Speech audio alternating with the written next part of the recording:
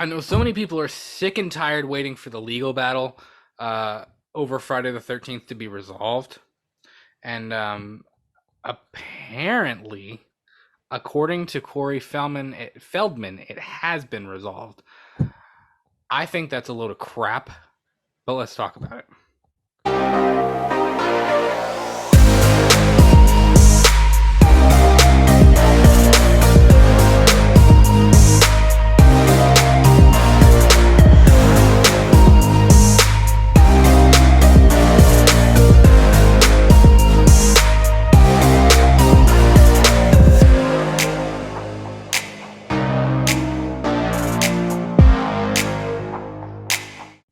What are you doing?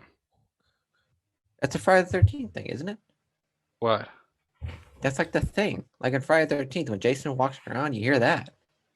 Shh, shh, shh. Oh, am I doing it wrong? Yeah, you're doing it wrong. Mine was kind of like the Darth Vader thing. Fake fan. It was like the Darth Vader thing. I was like, yeah. Hey, there's MTV Freddy again. MTV Freddy. There's our boy. Uh, So, rumor. Corey Feldman claims Friday the 13th dispute has been resolved. Original reboot plan was Tommy versus Jason. There's Corey Feldman right there. There's Jason from the final chapter jumping through the window, tackling him. Having starred in everything from The Lost Boys to Stand By Me to The Goonies, Gremlins, The Burbs, and even License to Drive, Corey Feldman's legacy goes far beyond his battle with Jason Voorhees. Yet the child star is best known among horror fans as Tommy Jarvis, the young, aspiring special effects artist who is the only character to actually kill the iconic hockey-masked slasher. In a way, the impact of Feldman's Tommy Jarvis in Friday the 13th, the final chapter, could be likened to that of Jamie Lee Curtis and John Carpenter's Halloween. The idea that he could reprise his role in a future Friday isn't all that crazy, especially after the success of Halloween 2018. In fact, it would actually be pretty damn cool. Now, I agree. They could bring back Corey Feldman to do another Tommy Jarvis thing, but they already did that with Never Hike Alone. And yes, it's a fan film, but Never Hike Alone is done so well, you could consider it canon. You could consider it a canon film. It's like it's Me, Billy. It's like what Cecil Laird is going to do with Dylan's New Nightmare. Like, yes, it's a fan film, but it's done well enough. And I mean, it brings the actor back, for God's sakes. Like, and it's not Corey Feldman, obviously. It's the person who played Tommy when he was older. But I mean, you could call it canon. So they've kind of already done it. And I don't know if I'd want to see it again with Corey Feldman. No offense to him at all.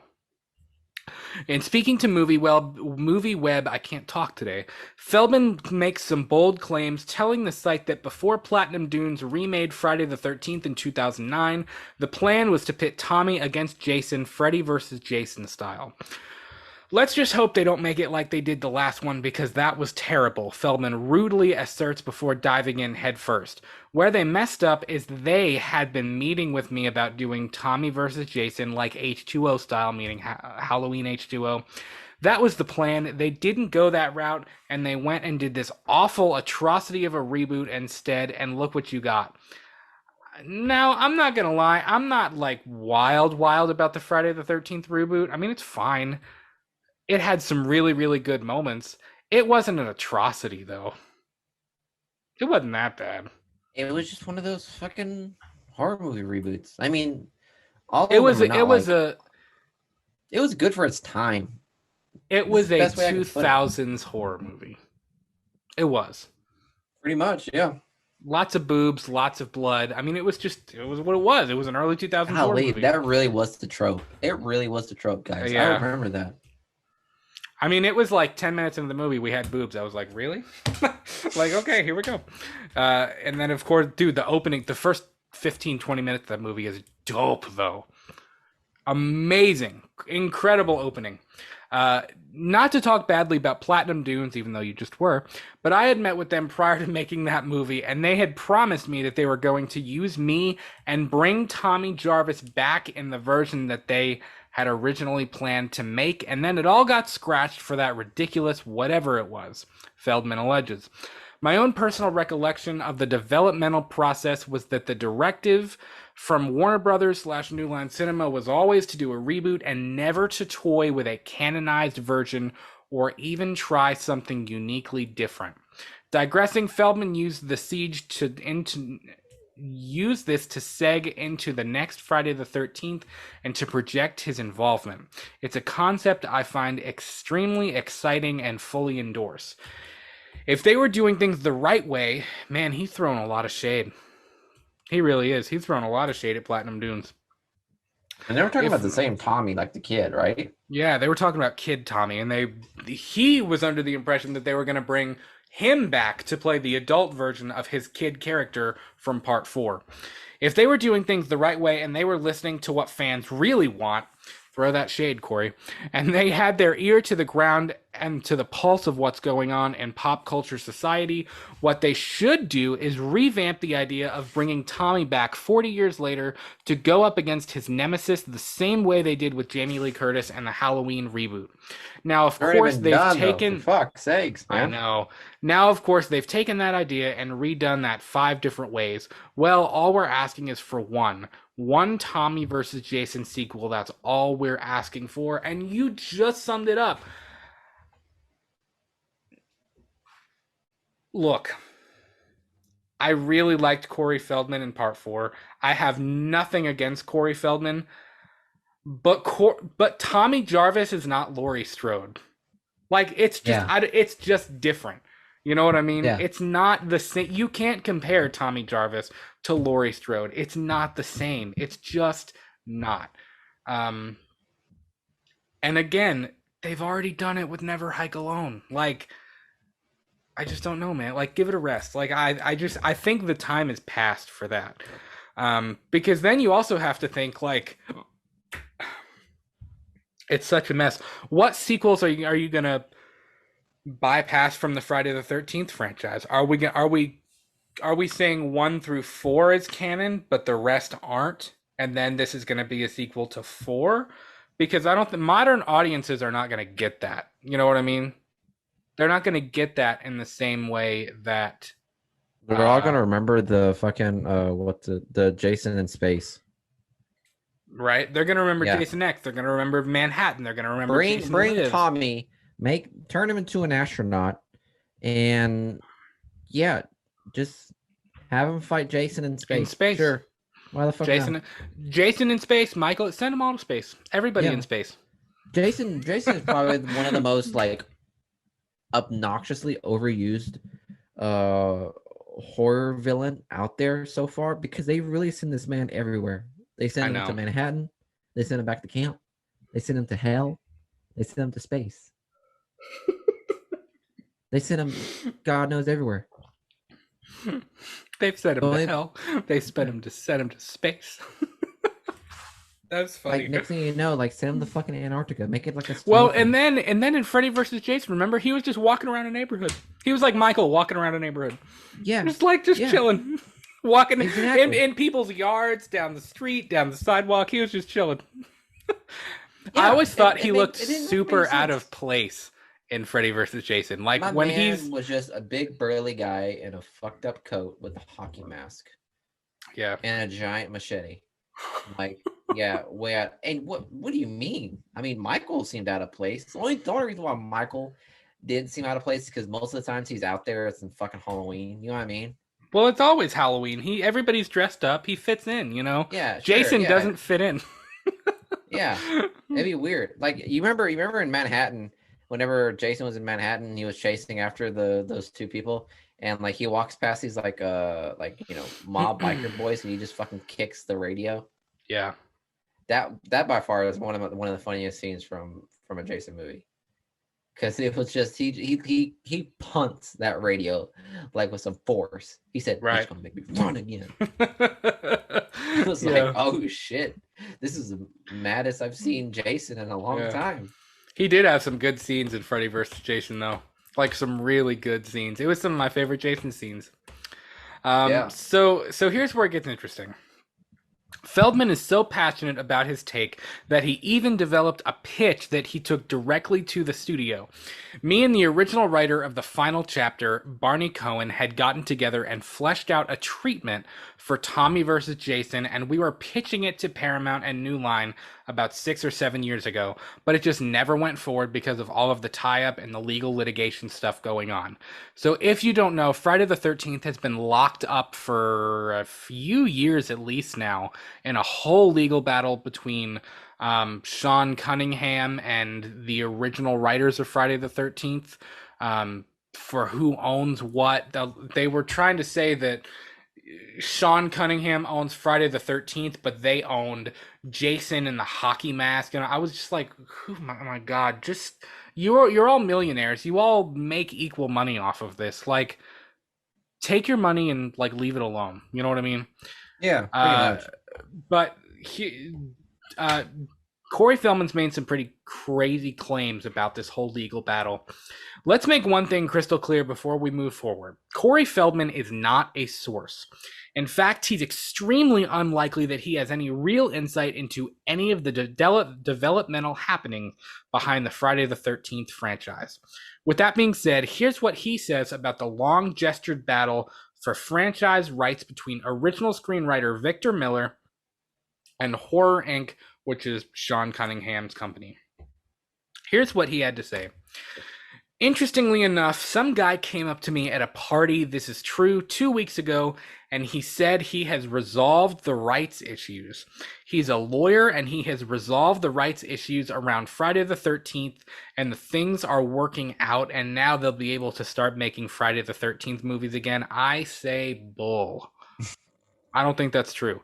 I think I know for a fact that the guy who played Sally in part 3, I don't remember which one Sally was in. He quit acting and he's a lawyer now, and he's kind of involved in that space. And he tweets out, I actually follow him. He tweets out like updates on this whole Friday the 13th lawsuit. Apparently it's a mess. Like, this is a mess. They can't agree on who owns what. I don't think that Corey Feldman is correct here, and that it's all resolved and they're going to start making Friday the 13th movies again. I don't think so. I think it's still going to be locked up. It's too big of a property for them to just like, oh, okay. You know what I mean? They're not going to let it go that easy. And I don't think that by happenstance, Corey Feldman, again, nothing against Corey Feldman, but I don't think that he would just like know from talking to some guy at a party. And then, of course, to finish out this article, again, I cannot stress this enough. This all must be taken with an extremely small grain of salt. It's highly unlikely Feldman has any actual insight into the happenings behind the scenes of Friday the 13th, but I do admire his passion. And if things ever do get figured out, I do love the idea of seeing Feldman return to the role of Tommy Jarvis and to kick Jason Voorhees' ass one final time. Interesting. And of course, there's Corey Feldman. There's Tommy at the end of Friday Part 4. Is that really Tommy? Yep, that's Tommy. That's Tommy? Yep. That's the dude who fought Jason. Yep. That kid killed Jason. That kid looks like a younger version of Slaw. Killed, in like quote unquote. The Goonies. Killed Jason. You know what I mean? It's funny because he was in the Goonies. Yeah, exactly. Dude, what the fuck? I don't know, man. Look, Jason has had so many different types of iterations, so there's so many different types of rights that you can have with different types of Jasons. You know what I mean? So yeah. This whole like legal battle is just, this thing's not going to be over anytime soon. I don't think so either. Them to think that they can start making movies now, that's naive to think, because golly, if it's like a legitimate legal battle, this stuff is going to take years at least before any type of ground. Especially with the pandemic going on, I think they're not going to give it up that easy. And from what I understand, Sean Cunningham and Victor Miller are very on polar opposite sides of what they want. So I don't know. From what I understand, this is still very much a big legal battle. And I mean, I'm not opposed. I don't know. I think with Never Hike Alone, it's different because, again, it's a fan film. You don't have to rely on people making money, or you don't have to rely on box office. The people who are watching Never Hike Alone are the people who are huge Friday fans, who are huge horror fans. They get it. They get, like, when Tommy came out at the end of Never Hike Alone, the actual actor who played him later on, I forget what his name was, horror fans got that. It was like, holy crap, that's Tommy. And he came face to face with Jason. And then, of course, Never Hike Alone ends. But I don't know I don't think a studio would take a gamble on doing a Tommy versus Jason movie. And I hope they wouldn't call it Tommy versus Jason. That sounds terrible. You know what I mean? You would have to call it Friday the 13th part whatever. But I don't know. I don't think a studio would take a gamble on general audiences understanding that this is Tommy from part 4. You know what I mean? Coming back to it's different. Again, it's different than Halloween. I know he compared it to Laurie Strode and to what they're doing with the new Halloween timeline, but it's not the same. It's just not. Tommy Jarvis doesn't have, Corey Feldman's Tommy Jarvis doesn't have the history that Jamie Lee Curtis did with Laurie Strode and Michael Myers. It's just not the same. Yeah. So, well, is there a difference between Never Hike Alone and Never Hike in the Snow? Never Hike in the Snow is the prequel to Never Hike Alone. Okay. I'll have to watch them. I believe there are, I don't know if you've gotten to watch those. They're really good, Miguel. I see the first still image has Jason with a bow and arrow. I mean, many people consider it to be canon. That's how good they are. I'm sorry, I don't consider Jason carrying a fucking bow and arrow canon. Why? He's done stuff like that before. I don't think he's used a bow and arrow before. He's used a spear gun. Has he? Yeah, in part 3. I think the first time you ever see him with the hockey mask. Yeah, the first time you ever see him with the hockey mask, he uses like a spear gun because it goes like right through the chick's eye. Really? Yep. Huh. Yeah. Wow, I guess I'm really not that much of a Jason fan. Yeah, I'll tell you what, the Friday movies have really good. I last summer, actually, when was this? When we were shut down during COVID, I watched a lot of the Friday movies. Actually, I watched them all. I started at 1 and I watched them all the way through. I really gained more of an appreciation for them. They're a lot of fun. I really like them. And, I used to like, when I first started getting into horror, I liked Freddy vs. Jason. I liked the reboot. I liked, Jason Takes Manhattan. I mean, I liked a lot of them, but I really did gain, the last time I watched the series straight through, I gained much more of an appreciation for the whole thing than I guess I ever really had before. So it'll be, I don't think this is going to be resolved. But it was interesting. What do you guys think in the comments below? Please let us know.